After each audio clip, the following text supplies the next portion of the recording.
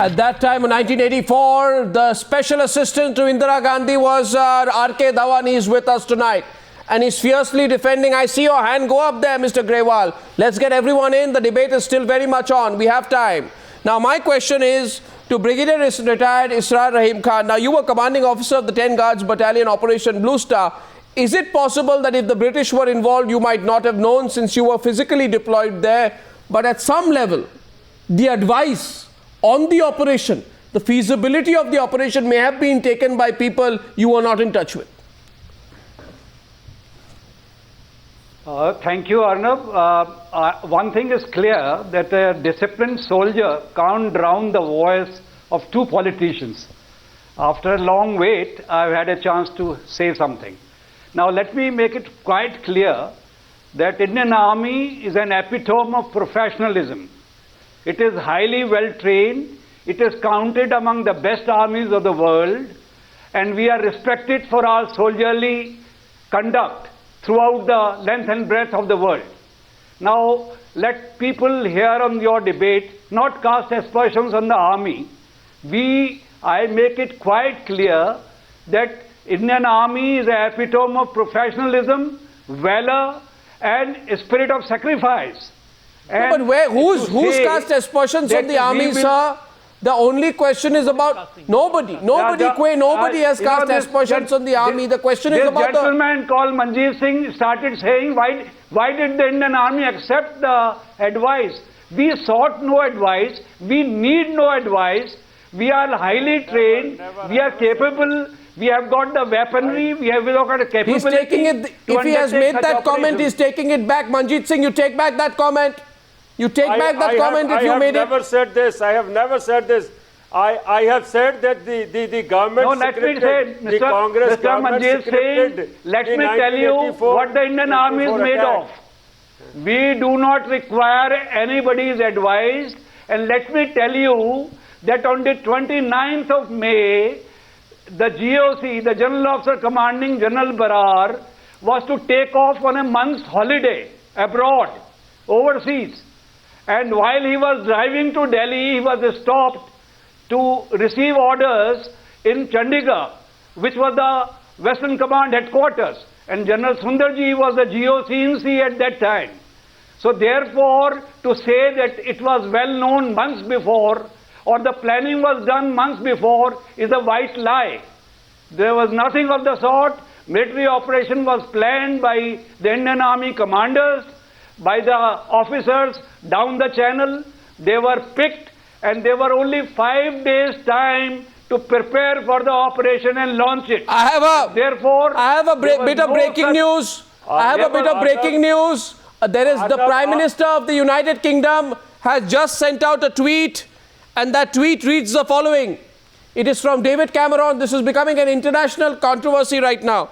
David Cameron, Prime Minister of the UK, says, what happened in Amritsar 30 years ago must never be forgotten. I understand concerns, and the inquiry into any UK link will get to the truth. Now, the British Prime Minister has reacted. I find it hugely ironical that the Indian Prime Minister is again silent on this issue. What I'm saying, Brigadier Israr Khan, is not that you do a cover-up. I'm not alleging anything about the army, about the role of the army. The army... And Indian Prime Minister is a Sikh. He doesn't order an inquiry. British Prime Minister has ordered an inquiry, but not our Prime Minister. Arnab, we don't question the role of the army. We don't question the integrity of the army. But I think Madam Indira Gandhi never trusted her army, and that is the reason they went to the foreign governments and to take help for that. Now, and is it true to meet her political motives? Is it true? Is it said? No. Is it true? Arnab, it is said that one colonel from the SAS visited Delhi and advised the government. Do you think a colonel from the SAS, from the British Army, can advise the government how to make plans for an operation? No, but this is not new. Laughable. No, Brigadier. I go to Mr. Parthasarathy. 1 second. Mr. Parthasarathy. And you've listened on patiently. I wanted to bring you in only when the others have spoken. Sorry for the delay. But this is not new, Mr. Parthasarathy. Even media reports in June 1984 spoke about possible British assistance. Mary Ann Weaver has been quoted as having written in the Sunday Times that the declassified documents only confirm British involvement. There was talk of Gary Saxena and R.N. Rao of the RAW making several trips to London to seek expertise. What is your information? Where were you at that time? How much can you disclose? And if this expertise was sought, was it incorrect to do so? Arnab, I am very saddened that this debate is being conducted in this way by our eminent political people, because remember, this is being listened to across the border. So I want to just focus on the international implications of all this. Now, the fact of the matter is, and this is well documented, R.N. Cow asked the British for, he's the founder, and for information, for assistance in assessing the situation. Now, this is common because to go to foreign intelligence, because there is a foreign dimension. The funds for this agitation were largely coming from Britain. The logistic support was coming from Pakistan. So there is a contradiction between what the British say and what Raman has said about what transpired, and I'm inclined to believe Raman and Cow. Now, Cow reported only to Indira Gandhi. No one, not Mr. Dhawan, not anyone else, know what transpired between Mr. Cow and Mrs. Gandhi. That is a continuing practice. The RAW chief reports only to the Prime Minister. Now, Raman has reported that at the request of Cow, 2 officers of the British Secret Service, MI5, visited the Golden Temple as tourists and gave advice: be patient and avoid action or use of police. Now, the reason for this, as I said, intelligence connections are covert. We have them with the CIA, we have them with, even when the relations are difficult, we have them with all our neighbors, we have them even with Pakistan. Now, so let's not cast motivations about who did what. This is a perfectly normal practice in diplomacy. Mr. Parthasarathy. Now, Mr. Parthasarathy. Just a minute.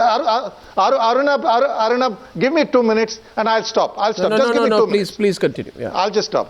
Now, the only difference between what the British say and what Mr. Cow says, British say it was Special Air Services, SAS.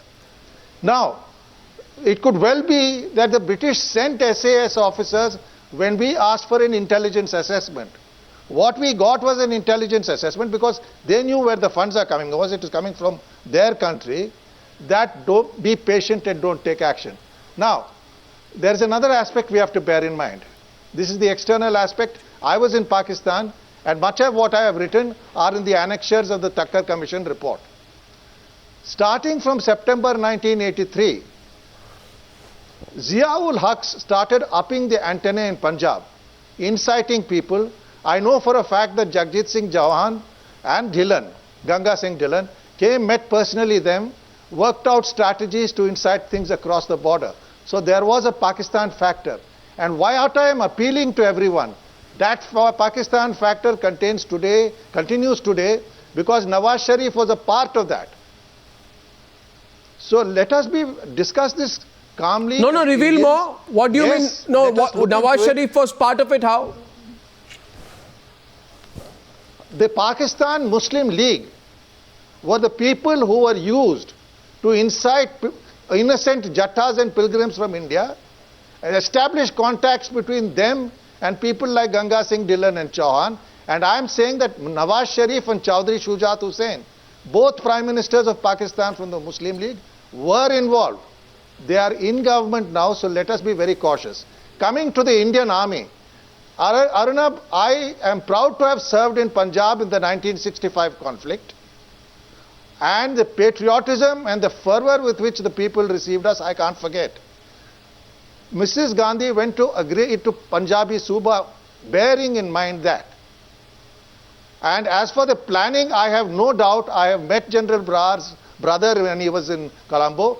This was the entire action, what the Brigadier has said is right. They got very little notice. The army was brought in very late, and if they had been given more notice, perhaps less casualties could have occurred. But the fact is, the army acted professionally on the instructions of the Prime Minister of a constitutionally elected government. I am not going into the rights and wrongs, who did what to whom, whether more negotiations were possible. And as for Marianne Weaver, she was the most unreliable correspondent at that point in time. I accept what the present Britisher has said, but not what Weaver. And let us give credit to the army. It was not easy for them to do what they did. They carried out orders, something with difficulty. And as I said, I have served in this army. I fought a war in '65. I am proud of that institution. Now the point is, Mr. Parthasarathy, first of all, you made some very interesting revelation. Let me add to that. Okay. Arnab, let me add to that. Okay, Brigadier. Let me add something more. I'll tell you exactly Arnab, what happened. Please. Now, No, Brigadier Khan, Brigadier Khan. Listener for last 40 minutes. No, Brigadier Khan after that, Brigadier Khan. The truth of the matter is, we had very scant intelligence about what was happening inside the Golden Temple. When I physically landed up in Amritsar on the 29th, 30th night until 5th of June, why did I have to send my officer in the guise of a pilgrim to see what exists inside? No intelligence was given. There was a scanty intelligence, and therefore taking help of the intelligence units from the British is a blatant lie. Now, Mr. Khan. Yes. Mr. Khan, however, Mr. Khan, 1 minute. Arnab, please. Mr. Grewal, don't politicize it. Mr. Grewal. No, I will not. I will not, but I must can put only my talk views. loud. No, you can spoil the situation No, and but we you can must say put it them loudly that truthfully. what wrong has been done. Yes, I must. I know better than certain things do people know. Mr. Arnab, I just want to say 3 things. First, involving the foreign country in the internal matter of country is a disgrace and disrespect to the great nation. Today it has more than 123 crores of people. Second thing, that it is the lie on the part of the government of India that they have not disclosed this fact, that it taken other governments into confidence. It is coming from the British government that they were involved in the operation. Last and the most important thing is, now that in this They were not involved in the operation. It is a misstatement of facts. They were not involved in the operation. It is a misstatement of facts. They were not involved in the Blue Star operation.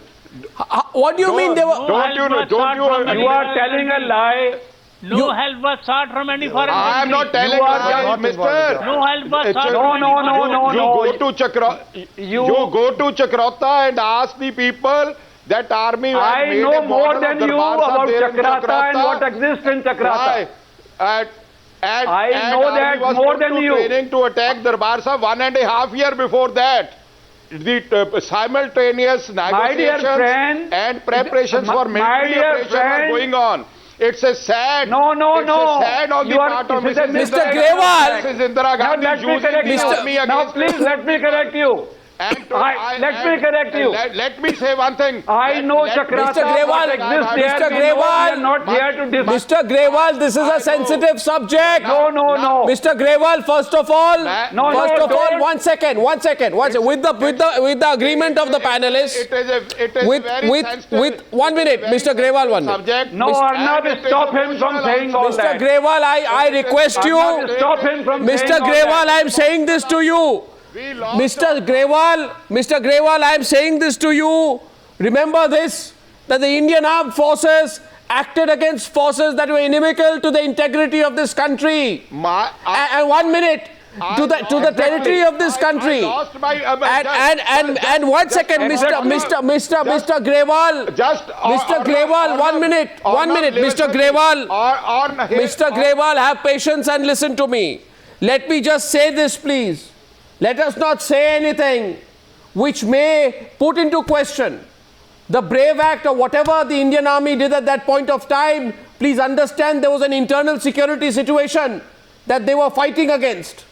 And Mr. Grewal, you 1 minute. Arnab, let No, Mr. Grewal, you must appreciate that first of all.